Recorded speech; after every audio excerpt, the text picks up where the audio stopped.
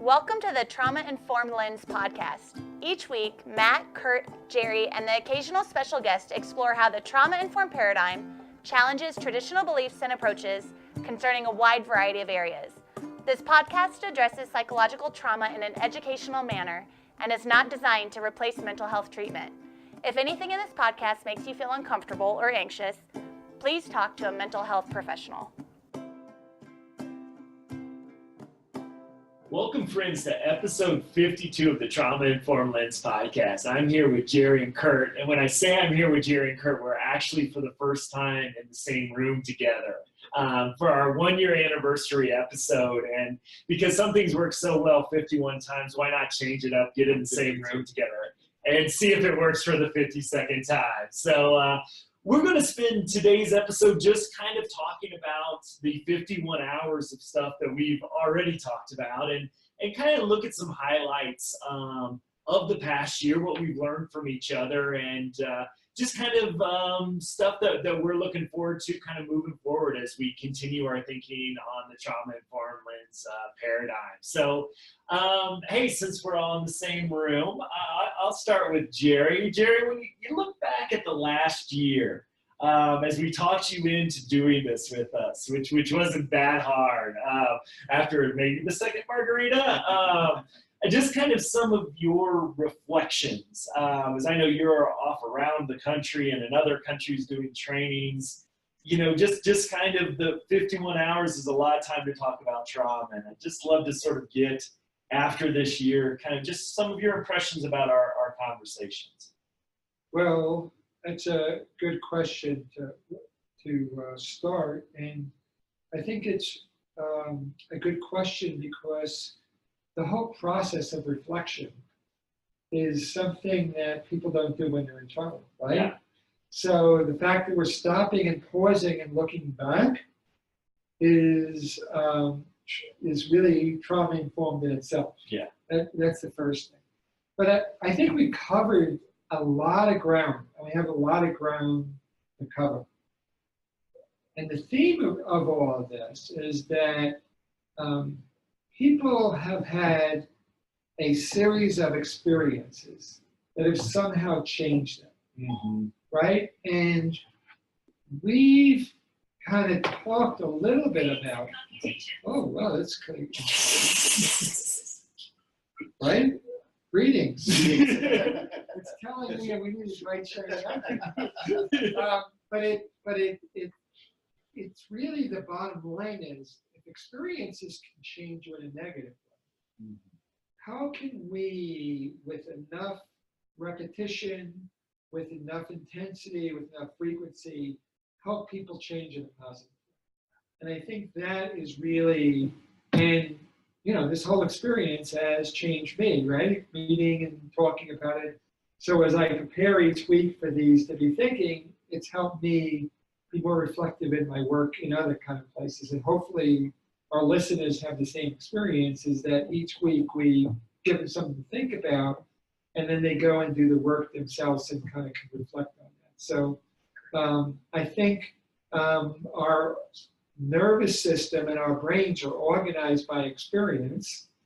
We get to choose the type of experiences we want to kind of expose ourselves to. So we kind of chose to kind of share our experience with the audience, but really to spend a year together just doing what we normally do when we're together has been really a blessing. So thanks, guys. Every week we go sit down and talk to people we like about topics. Thanks.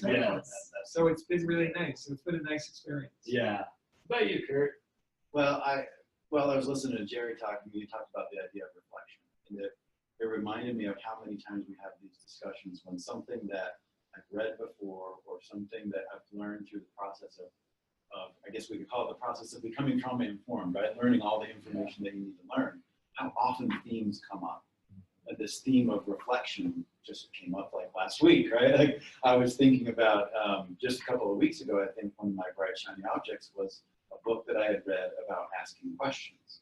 And the part of that book was referring to an article written in the 1970s about double loop learning, which goes all the way back to, you know, these themes come up, and that you know, over and over and over again. So I think that's been something interesting to reflect on and on what we know. And this is an opportunity to go back and go, for me even, to go, wow, I've learned a lot. There's a lot of information that I have accumulated and kind of assimilated over the last several years, and having a year to then go through all of that and every week go, oh, so we learned a lot. And leading up to this point has been really enjoyable. Mm-hmm. And it always plays forward too. Like Yeah. if we talk about something in a podcast one week, and inevitably I'm in supervision with somebody, or I'm on a case and it comes up again. And Mm-hmm. like, yeah, I'll talk about what we talked about on the podcast. Makes me sometimes feel like a little bit like a charlatan, kind of like, am I just stealing info, sharing or whatever? Yeah, pretty much. But it kind of, those themes come up so frequently. Yeah. And there are some key themes to think about.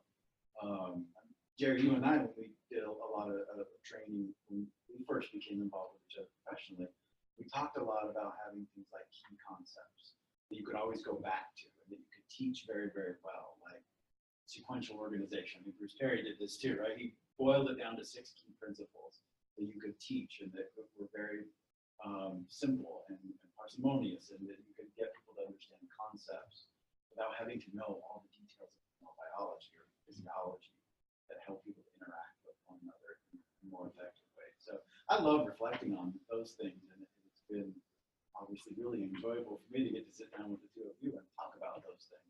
Yeah. It's always been enjoyable. Well, I think one of the things I've really enjoyed is inviting a whole, other people to our conversations. Because I think a lot of times, and I just, as I was thinking about this, how fortunate I've had to, and even I think last week I was telling people that Jerry Yeager was my mentor, and they're like, "You're so lucky. You're so lucky. Tell me about Jerry." It's like, well, he never showed up for supervision, but besides that, great guy. But I mean, it's just such. For everybody else. Yeah, I know. I was sitting outside the office, like, I know, the rejected child. I figured there was like a deeper meaning to him not showing up. What is he trying to teach you? And he just doesn't know how to use calendar. But, I think in what I enjoy is kind of the one that keeps an eye on the common, and I share most of them and come through with you guys. And then a lot of people will just email me directly. And it's great to invite kind of a fourth person times a few thousand to join our conversations. I think that's so many of sort of these really higher levels. Some of these kind of don't start out necessarily as something you would have a conversation in supervision, but I always find them working back to that practical point. And I think sometimes in our field, we miss the opportunities to think deeper and explore deeper on topics where mindfulness has been a good example that we've had a couple episodes on, to have really great speakers come in and really share their expertise in a much deeper way than, we probably need to do mindfulness because there's all this research we've heard out there. And I just think that it's so fun to be alive in a time where conversations that might have just happened between 3 people now happen between 3 people and several thousand at the same time. And I'm still nerding out about people in England and in Australia. Yes. Well, we will have to shout out to Oprah because for those that don't know, our I guess for me going viral is not probably what it is for Superstar, but we had about 5,000 views on our YouTube video about Oprah talking about trauma-informed care. So if we learned anything, That was a bump. yes, it's a little bit more than our normal views on YouTube, just a tad. But if we've learned anything this year, I think it's having Oprah in the title of the episode. Really drives viewership as far as that goes. So, one of the things, that I found, I think, and I'd love to get your guys' thoughts on this too, is, the different perspectives that we bring. And I think especially, I love, Curt, sort of what you bring to the table. And sometimes when I close my eyes and listen to our episodes, sometimes, and I'd love to get your thoughts on this, I almost hear a cognitive behavioral therapist. You know, inside the skin, thoughts and feelings. I was listening to this. Of his behaviors. And still give it to I him. know, right? Still give it He to him. talks about tax right? So yeah, but don't challenge. No, I know. That's why I saved it for episode 52, because I wanted to make sure we at least got to the year point before he quit on me. But I think that it's nice to blend different perspectives, and I think in some ways we come from a very similar perspective, but you know, we've read different books. We you know, there may be different philosophical backgrounds and experiences that we've had, and I think that you know, one of the things I've really enjoyed is just that mix of our personalities and our expertise. And I think that one of the things that it's sort of been interesting in my role is I don't think we set out where I'd be the organizer of this. And for anybody who's ever worked with me, not necessarily my strength set. Not where you gravitate. Yeah, but then I think, you know, especially with Jerry, I could spend 3 hours on show notes. I'm not sure Jerry would read them. He'd still do a great episode. You would. He'd show, and we don't really want him to read it either. Like it's good just to get what comes off the edge. Organic Jerry. Yes. Organic Jerry. And I love the other thing too about our dynamic is that it seems to build up to a Jerry moment. Sarah, my wife, was talking to me about this. There seems to, like, Curt and I'll go back and forth, and I'll ask him, and then Jerry jumps in about, it's around minute 46 with about 5 minutes of pure wisdom. And it's just so kind of cool. Thank you, Sarah. Yeah. Curt's still her favorite, but she's so succinct, and, you know, she likes the practical aspects.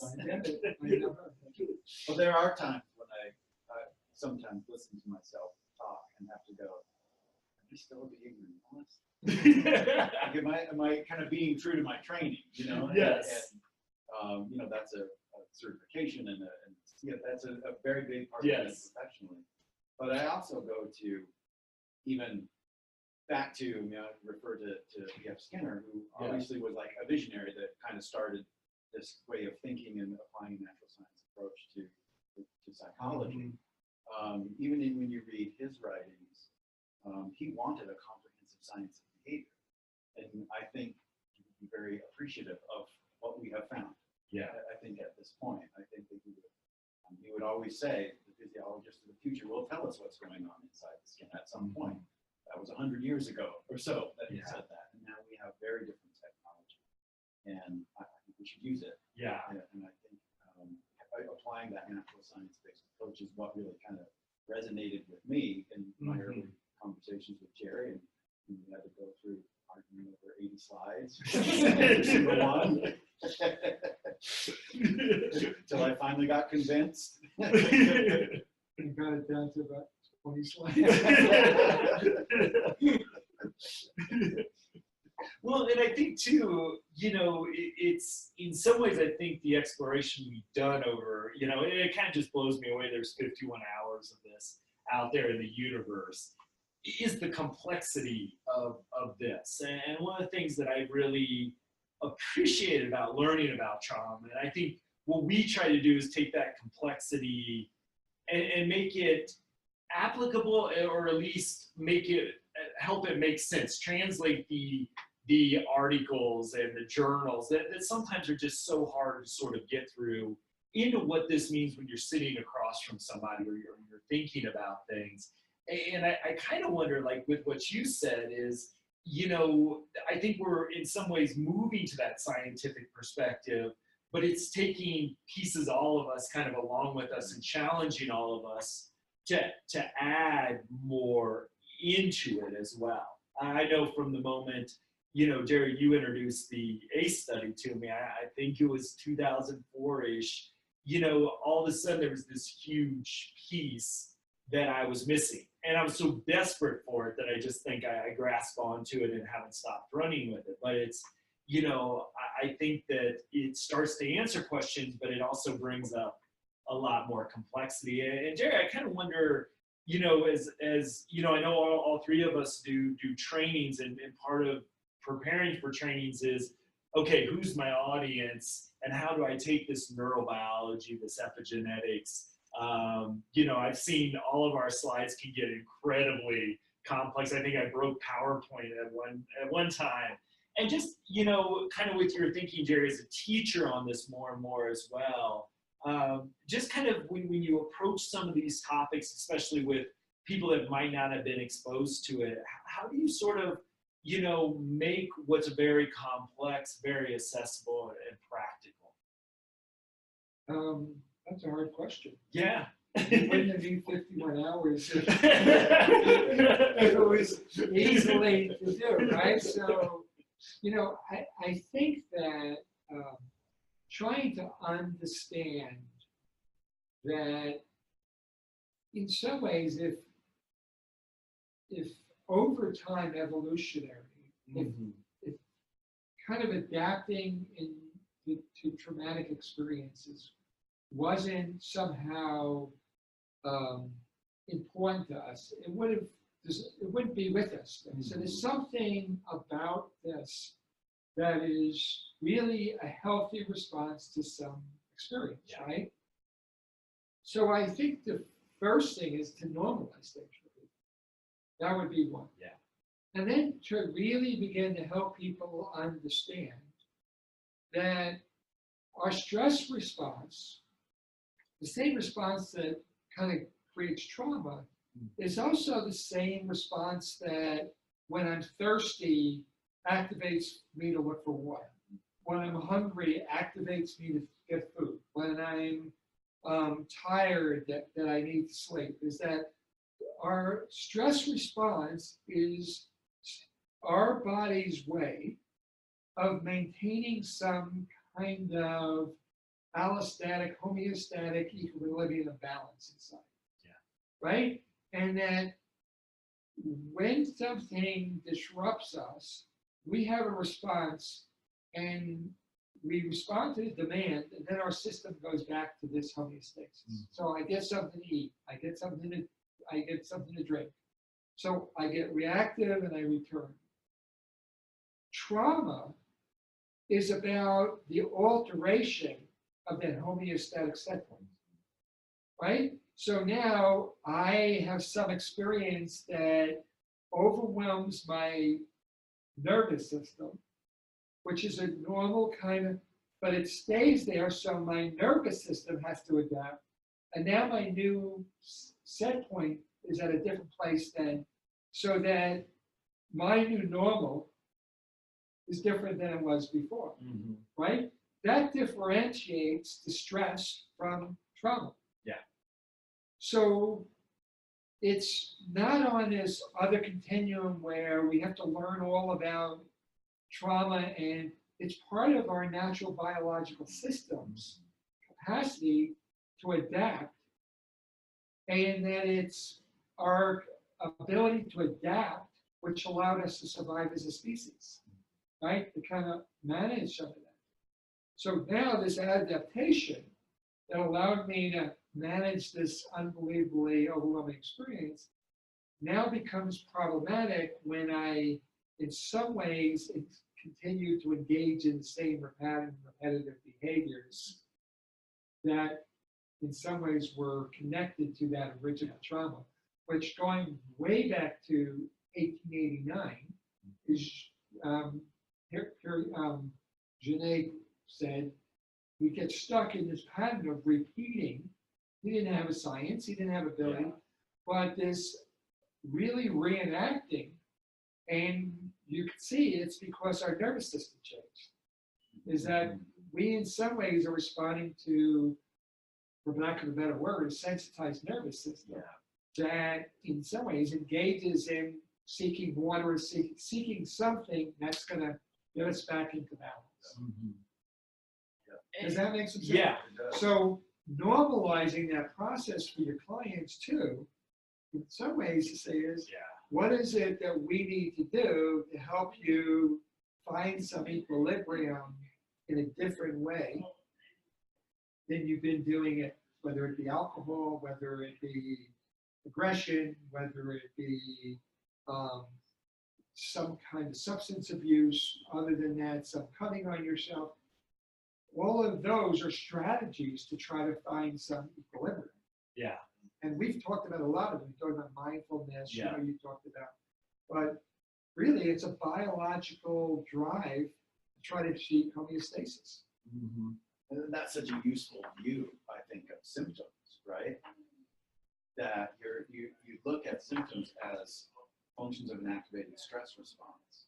Yeah. It gives you a different way of trying to intervene with them, as opposed to looking at them and viewing them as problematic behavior that just needs to be made to go away. Mm-hmm. And there's a different view there that I think is helpful for human connection and for being able to remain curious about what happened to this person and ask that fundamental question, I think is really a key. So I think that view it's been an important shift for me in the way that I have viewed things, that matched up very well with kind of my upbringing and what I value and those kind of things, and to be able to put science to it as well. Certainly. And we've read multiple, you have Dan Siegel, you have Bruce Perry, you have Stephen Porges, you have Vanderkolk, you have them all talking really around the same concepts, right? And they break it down and look at different parts of it, but really it's about our body is designed to try to move to some type of balanced state. Yeah. Yeah. Right, and that's a healthy thing. It's just when we look at it, it looks like symptomatic. Yeah. Mm-hmm. Well, and I wonder because Curt, you're just fascinating to me from your thinking and the behavioral perspective on all this. But when you talk, and I imagine you've had this opportunity more than once about maybe somebody from the behavioral mindset who hasn't had any of this. How do you get them to start to think about, because I think the behavioral set point is sort of the default set point still in a lot of areas, like education, for example.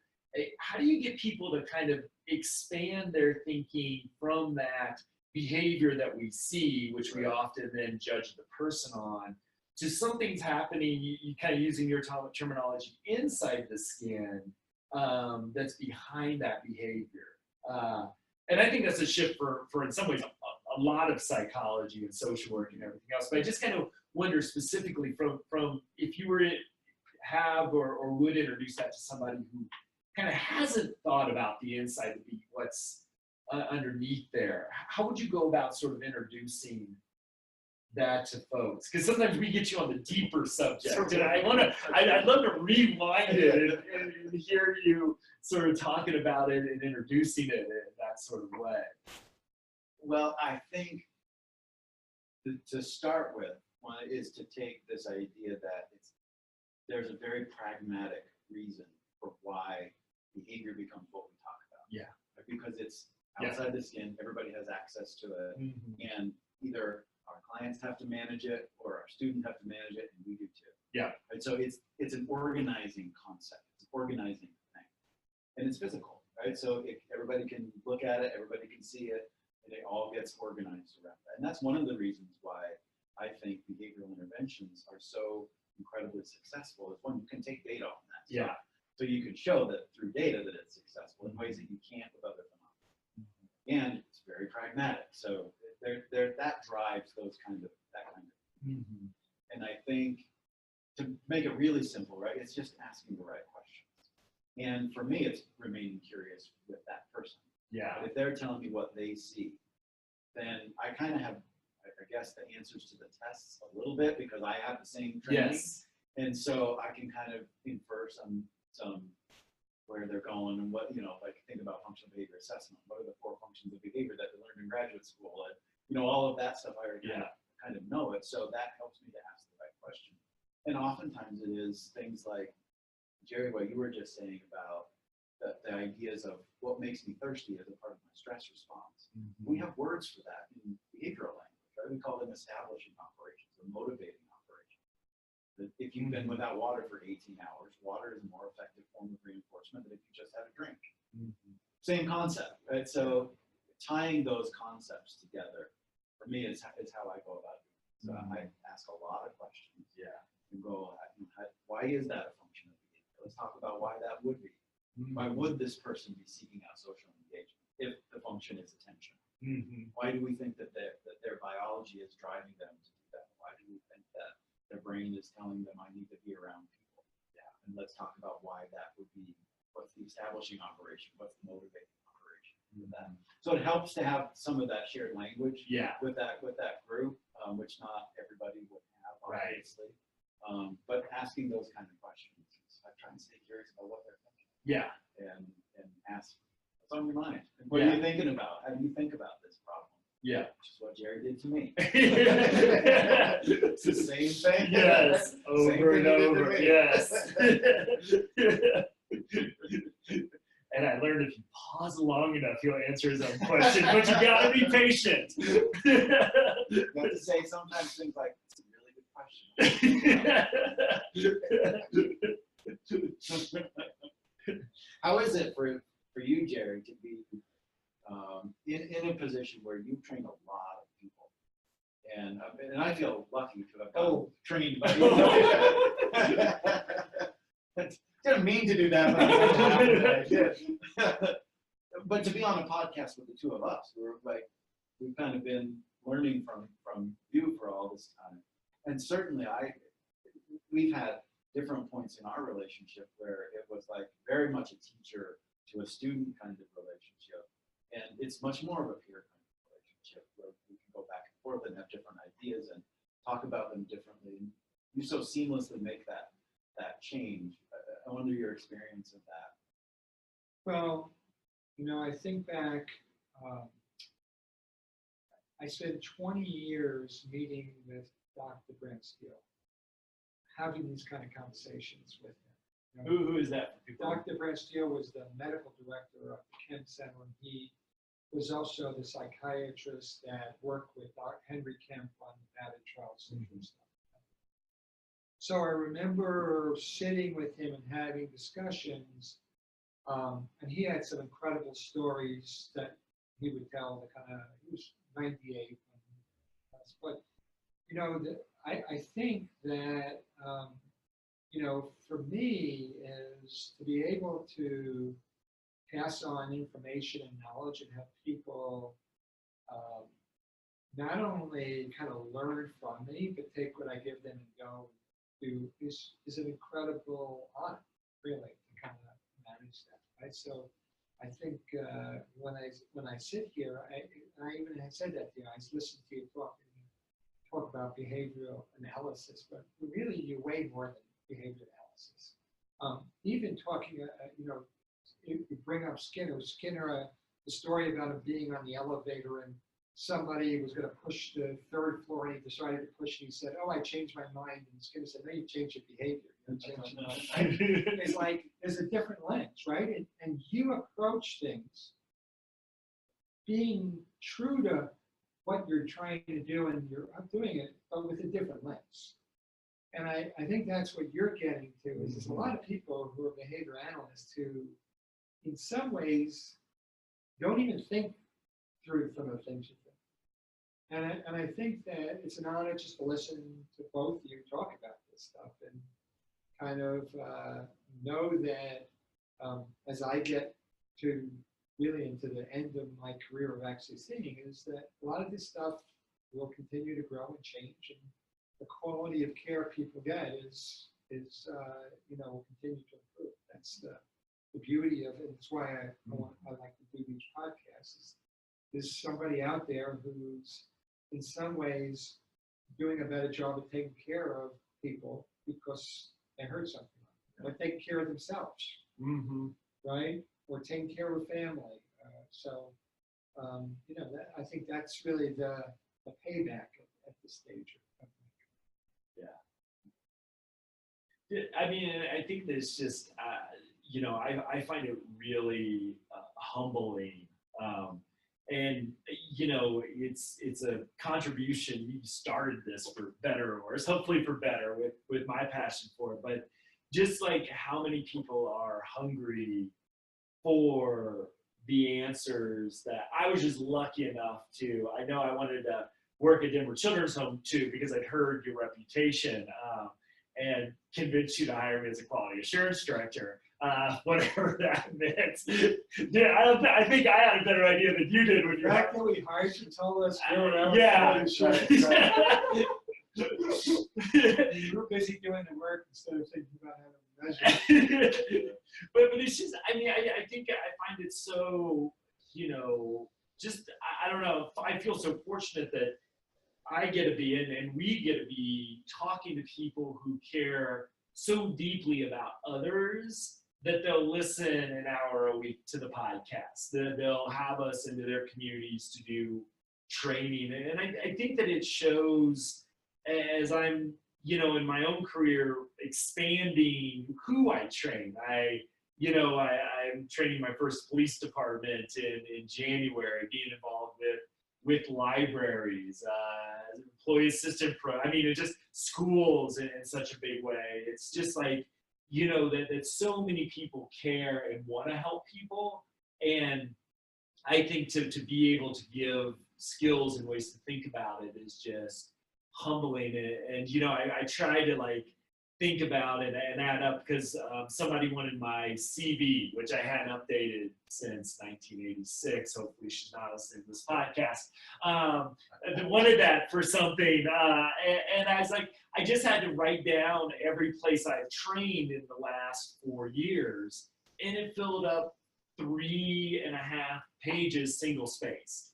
And I just think about all the faces I've seen. And I thought about you, Jerry, and I know we're not the only ones even that you've sort of inspired to do this work, and how many, at this point, hundreds of thousands of people lives you've touched either directly or vicariously, which, and knowing that maybe I've inspired 1 or 2 people to do the same. So it's the just question really, I have for you guys is, as you spend another year having these discussions and reading further and doing it, is going back and thinking, I was training people before I knew this stuff. I was going out and talking to people before. How does it feel to reflect back on the fact that you're here now, and I was training people when I was here, and what was I doing, right? It's like, how was I doing? Why did anybody come and listen to me, man? Right? It's like, when I look back on my career, I didn't accumulate all this knowledge and then take care of children and families. I was taking care of children and families as I was learning that. And what's that like for you as you think back on that? Because there's somebody young who's hearing this and doing it, but really they're at a different part of the journey. Yeah. So how does that feel? It's kind of looking at me after 50 years of doing this, but you guys really looking back 2 years, very different. 3 years, very different. I think what popped into my head thinking that, right, is that the concept that any person you have in front of you, you have a therapeutic relationship with them, is you're learning something from that interaction. And part of it is that you put your heart and your soul and your best foot forward to do the best thing for that person that you possibly can. And the other part of it is that hopefully you're learning enough so that the next one who comes along you're going to do better. And that's kind of an interesting way to think about development as a clinician, right? That every person who comes in front of you is both giving you an opportunity to do the work that you get to do right now, but teach you something so that you're better for the next one. And I think for a young clinician, I wish I'd have learned that earlier. Right? I wish that I'd been okay with that earlier and not thinking that if something didn't go well that I was failing, and learned more from those experiences than trying to compensate for them. So, that's the first thing that popped into my head when you started talking about that.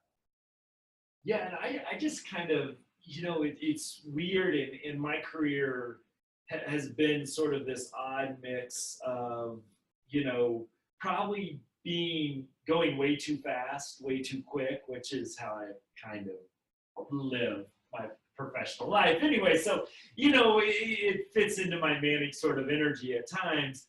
But it's just one of the things that really hit me, especially after 3 years of graduate work in psychology, and then going into the business world to get my MBA and realizing they knew nothing. I mean, they were talking about Freud.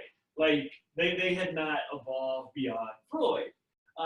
When I looked at the business books and they talked about psychology. So, very quickly, to me, there's sort of I call it the dark ages of psychology in the late 90s, where we weren't talking about any kind of neurobiology. So, hey, we're going to train you to be a behavioralist, an existentialist. I could do Gestalt therapy, which I thought was a lot of fun. I'm not sure if there's any evidence on it. But I got, very a low level of training in a dozen different interventions as an eclectic therapist.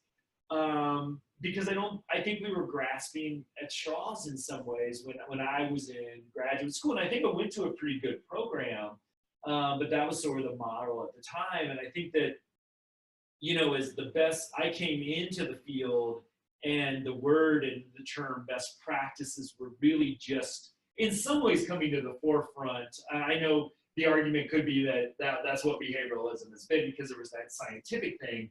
But we sort of had programmatic interventions that were really becoming best practices, and then the neurobiology hit. And that was the thing that sticks out to me, and why I think that one supervision that you did show up to was so life-changing in so many ways. Unresolved issues. Yeah, I know. I spent a lot of time in that waiting room with my notebook. Like, is it going to show up? Clearly, you can produce change. Yeah. That's how to reframe it. Yes, thank you. and it was just like, that the ACE study was this turning point. I think you had the best practices, and part of the ACE study, and that's why I think it's such an honor when I get introduced that to, the next group of people of all generations, but also the neurobiology piece. And in many ways, what I see is that gave a scientific base to all these different interventions that I've learned, some of which are still around, some of which, you have to kind of really search out to see if anybody's still doing Gestalt or psychoanalysis outside, the East Coast in some ways. But yeah, so I mean, it was just like this, I see I believe we're entering a golden age of not just psychology, but social sciences, because we have a scientific foundation and a biological foundation to work from. It doesn't make the work necessarily any easier, but it does give us a really exciting starting point for a lot of conversations when we have that foundational knowledge. And I look at the field now versus where it was, and I just see a whole different atmosphere out there, and which is exciting about. And the other thing I just like is you say you were out there training. I just kind of assumed we had enough trauma trainers to go around, and I was just late to the game. I didn't realize, because the ACE study had been out for like 8 years. I was like, oh, where was I? And when, I step outside somewhat the Denver bubble of the Kemp Center and Jerry Yeager and Jazan was another one. I just like, there's all these great people that call themselves doctors out there doing this. And, to realize it hasn't gotten into all those places, and how innovative and lucky I was to get that so early in the transformation. I thought, I really appreciate that, because it's given me that base. Right. So what do you think the next phase is? You got to this point. Where do you think this is all going? Right? It's like. Well, I wonder. The field in general? Yeah, just in general, you had this kind of, kind of lots of programs were strictly behavioral, but behavioral because that's what we had to manage, right? And then we ended up getting this kind of lens of this biological neurobiology, because we go in and do functional MRIs, and we can kind of begin to look at what's under the skin and kind of as using the language to go do it.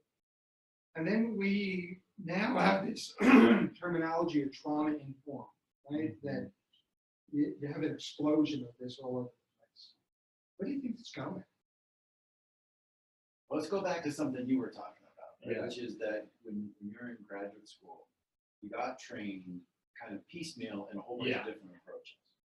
Right? That makes sense Yeah. for training somebody Yes. in graduate school, right? You need exposure to a lot of different things. Mhm. And like most, right, Yeah. we think we get done with graduate school and I'm done learning and now whatever I think. Right? Yeah. Right? Yes. But really that's when learning begins. Right. And then you're at the point now where, okay, now you have exposure to a lot of things, now you're going to start learning some stuff. Yeah. And so I think that's an important way to start kind of reframing how we think about grad school. Yeah. But one thing that's important, I think, about all these different approaches is that even though they come from different theoretical lenses, or how they explain what they see, they're all based on observation at some point. And so I think that's an underlying thing that we can start tying things to. What can we observe and what do we know? And take from what we know, what do we think about that? Mhm. So I think that would be, I hope that's kind of where we continue to go, is more towards an integrative kind of approach, where you take all these different disciplines and go, what are some commonalities? What are some things where we have some disagreements? And how do we think about those things? And how can we have some dialogue about those things?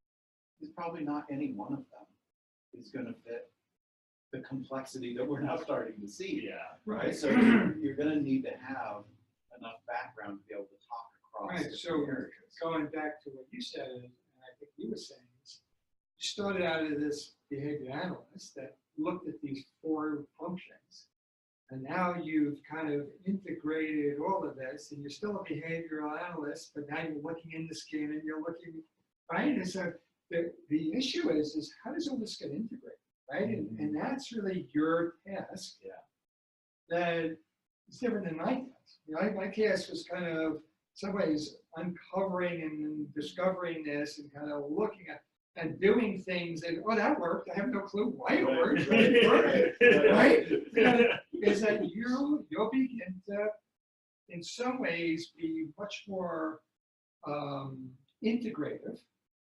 It is on multiple levels, from DNA all the way up to, right, all the way up to behavior, is to begin to say is, what do we know and what kind of experiences do people need to have in order to make the changes that we want people. Which is a great pragmatic question. Right. What are the experiences somebody needs today and tomorrow and the next day in Right. order to make a difference? And that ties it right back to Right. what Sarah loved, right? Yes, You exactly. get something very pragmatic Yeah. out of it, which I think is kind of helpful from a standpoint of, I think one of the kind of criticisms that we get from the trauma-informed perspective, right? People criticize about this lens, and we go, well, why are you just making excuses for people? Right? And that's kind of a common one that we get because we can talk about things that aren't pragmatic. Yeah. And I think that's what that's rooted in. And I think if we can answer the pragmatic questions, we have a better chance at getting some integration of more people talking at the table, talking about it. So, Yeah. Well, and when you talk about like behaviors being observable, so that's what we had to use. I wonder, and we've talked about this in past episodes as well, is when we start to have the technology to observe further into the skin. And what this looks like, who knows, but all the wearable technology we have, the Fitbits and all the, you start to see biofeedback being very accessible and affordable in different ways and kind of fun in different ways is, I think we're going to be able to observe something deeper than just the behavior. We'll get probably more information about the behavior, which I find interesting. And the other thing that I think where it's going is, and we've sort of seen this, I think all of us in recent years is, like I said, I never thought I'd say the word trauma-informed library out loud. It makes a whole lot of sense to say that. A trauma-informed police force. That somebody contacted me and said, we want our police force to be trauma-informed. I didn't have to introduce them to the topic. They came to me to talk about that. And I'm like, heck yeah, let's talk about that. And so one way I think it's spreading like that, but I also think, maybe it's a question, because I've kind of been waiting for this moment for 15 years now, is what's the depth do we start to get? When we talk about trauma-informed, can we look at what a trauma-informed workplace means? What's trauma-informed leadership. I think self-care is a little easier for people to grasp, but I think that sometimes it's that reflection of sitting down and saying, okay, what's a trauma-informed, what's our organization look like if it's trauma-informed? And I think those are really difficult questions because of our behavior sometimes too. So, I mean, there may be some unfortunateness in that name. yeah. That it needs to be related to trauma. Because I think one of the fundamental concepts of the approach is that you identify where there are power differentials and where there are vulnerabilities. Yeah. And you recognize those things. That's a part of what's trauma informed, right? Yeah. But that doesn't necessarily mean, that's like, Gary, your point of there's a difference between trauma and distress. And our stress response responds to both. And one of them is very useful and one of them is not so useful. Right. One of them has some bad effects, one of them can have some very good effects.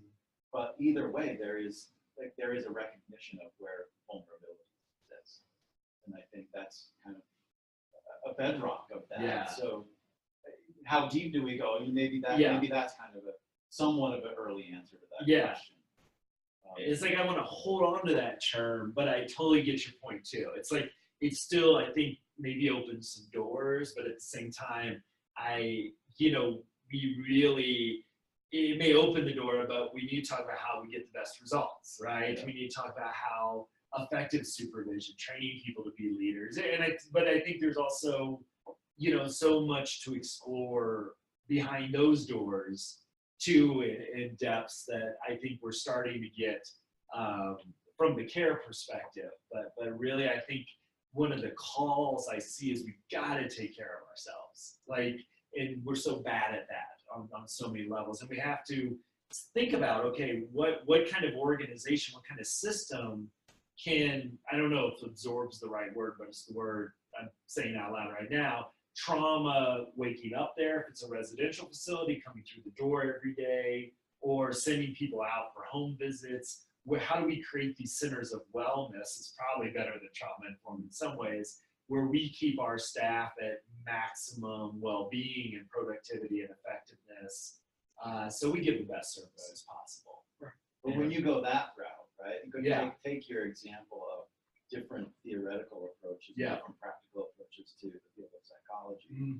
Now take that idea of creating wellness. And there are lots of other pockets that the trauma-informed people aren't talking to. Right. And that aren't talking to the trauma-informed people that will probably have some really useful aspects. Really useful. Yeah. So that could just come up a level. Exactly. Right? And it could also come down a level. Yes. So absolutely. I think those kind of are important things to be thinking about. It's not like in the trauma-informed view, we have a corner on wellness. Yeah. There are lots of people who do that. Absolutely. Who probably have things that we don't know about. Right. Could do better. So yes. I hope that we can all continue to stay open and curious about that. Absolutely. Absolutely. More integrated. Yeah. Well, and I think that's the challenge with all this explosion of science is integration. How do we bring that into our self-care? And when I do my self-care trainings, I talk about wellness, but boy, it's hard to, I just have really dove into this concept of intermittent fasting, where maybe eating breakfast isn't the best thing. And I've been told since and I don't stop eating breakfast to our viewers out there. I'm just I'm not a nutritionist, but there's some research out there that shows it's better to have a 16-hour break between meals, like your dinner and your next meal, than it is to eat breakfast. So even, so trying to keep up on all this and be. When you eat breakfast and then wait. Instead, I try it now, eat dinner and I eat lunch and then I eat dinner and then I try to get my 16-hour space in there so I can eat breakfast because I'm not ready to give up that yet. But I think that is, we have to be curious about this stuff. And I think the great helping organizations of the future will find ways to incorporate a lot of expertise and have people comfortable kind of maybe not having expertise, but knowing where to go to sort of get there. And I think that's really exciting. And how we help people heal, has so many components to it. And another thing I love about our audience is they come from so many different, the conversations I have are from so diverse backgrounds Right. with that. So Jerry, you've kind of gone then from, we have to find things out, right? There's a stage of gathering information, go, what do we know? To sharing information, and going like, how do we actually create exposure to this kind of information for a group of people in like learning trauma-informed care, to now thinking about how do we get more integration within this. Those are some big kind of phases, like maybe decade chunks kind of phases. Well, I think I remember, Henry Campion, Ben Steele would say, you can't wait for science to prove what you're doing. And you have common sense and you know this is what works for people. You do it, see if it works, and then you go back and prove it scientifically. Right? Yeah. It's like, now make it evidence-based. Yeah, Right? And it's sure. like, you can do it 3 times in a row, it must be evidence-based. But in some ways, what we know is that we're social creatures. And our biology is best regulated when we feel connected to another individual or a group of individuals. And that we know that our stress response system is connected to our relational systems, right? And we can manage a lot of stress when we're relationally connected. And so when we know those things and we develop new innovative ways to be disconnected, we know there's going to be consequences in those things, but we don't stop and really ask those kind of questions, right? And so in a way, it's like relearning things as opposed to learning something. Is we have to learn how important it was to have a meeting where people sat down and disconnected, right? We have to learn about going back and saying, oh, at school, how do we reintegrate the community into our school so the kids feel safe and safe? It's like, did we not know this, right? It's like we forgot these things. So I know that, I think it was Alexander Farland talked about, we forgot way more than we learned, right? Yeah. To kind of looking at that. And so in a way, when there's the science, I didn't really know why it would be really useful, other than it was useful to me and people I know to bring in music into my residential treatment program, to bring in art into my residential, to bring in animals into my residential program. There wasn't a whole lot of science, but I know that in my life and other people I know's life, it seemed to have a calming, positive effect on it. So I said is, why do we, in some ways, disconnect these people who have been hurt from all the things that we find that are really, it's almost like that's a privilege to have that, and these people who are underprivileged don't get access to it. So I just said, why don't we bring them into the program and see how, we didn't really have a whole lot of science to it, right? And so I think science in some ways has to be pushed ahead of evidence. It has to be, somebody has to look out there and say, I see that when people come out of their houses and have these opportunities to talk, somehow they seem healthier. So I'm going to create this gathering place in this community so people, we don't have a lot of evidence to that, but then we know just from, so I think as we learn about trauma and what it does to you, the flip side is to say is, if this is what experience does to you in a negative way, what are the experiences we want to expose people with enough repetition that we get positive outcomes? How do we go back and create schools that kids and families are relationally connected? That we know that creates the ideal opportunity for kids to learn and to grow and to see the teacher as a safe person to kind of take things from and kind of, right? How do we get the physician no longer being this person who's in this institution, but really is relationally connected to your family? Old things, but have to be relearned.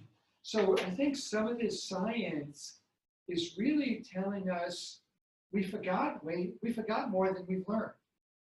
We forgot how important it is to sit around the table as a family and just say, how's your day going? Mm-hmm. Right? What were the things you learned today and what are the things you struggle with? Right? That time, think about when we know about regulation of our biology, how people's immune system was increased by having those moments. People's cognitive capacities were increased by having those moments. Right? Those relational connectives, they weren't just times, they were really important for us as a species to, in some ways, help our systems move to higher levels of complexity and to kind of be able to do the things we need to do to live in this complex society. Mm-hmm. So I think you guys are going to remember way more than you discover. I mean, that's an interesting balance to think about. Yeah. Because part of what came to my mind when you were talking was that there is a part of creating those kind of environments that require significant leaps. And we want to think about them as leaps forward, right? Mm-hmm. Maybe they are, maybe they're not. Maybe they're actually leaps for what we used to do. Right. That may be a way to think about it. There's a balance, I think, there from a societal kind of organizational standpoint. Right? We've talked a lot, I think, about how organizations and systems start to become driven to be risk averse, not take chances, not take those leaps that you need to take. I think individually we do the same thing. That's part of supervision, honestly, and leadership is how do you help people to take leaps? Yeah. How do you help them to feel safe enough that they can go out and explore a little bit, something that they might be a little anxious about. And there's part of it too, maybe how do we help them to remember what has worked and things that they have been successful at. That's a leadership and an integration challenge. Exactly. I think balancing both of those things is interesting. So every system has to balance keeping stability and integrity with adapting change. Mm-hmm. Right? Is if you adapt and you do it and there's no integrity and stability, you become more vulnerable. Yeah.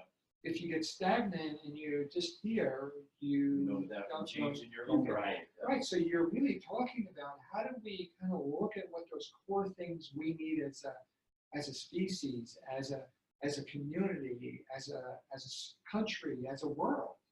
What are those core things? And then how do we innovate at the same time? Mm-hmm. Not, we've got to be innovative and forget these, or we got to be stuck here and not move. That's the challenge, I think, you guys, as you become the leaders of this next generation, are going to have to constantly, and the nice thing about it is, you don't have to really help young people innovate. You have to kind of tell them you love them and you're secure and go do it, right? Your job is, how do I build it within some sense of stability? Yeah. As an elder, as a kind of do it, as you kind of say, you can't just go out there and forget about it, but at the same time, is you can't just stay where we were yesterday. Absolutely. So right. I think that's the challenge is that I think face a lot of, and it's exciting to think about. Mm-hmm. You know, if you think about where it was, I mean, really, when I came in the field, you had a decision to make. Did I talk about edible complexes, or did I talk about pigeons pecking on the thing and how many times we come a long way, right? Yeah. Those are the choices I had. We have a lot more options at this point. Pigeons and edible complexes. I didn't like either.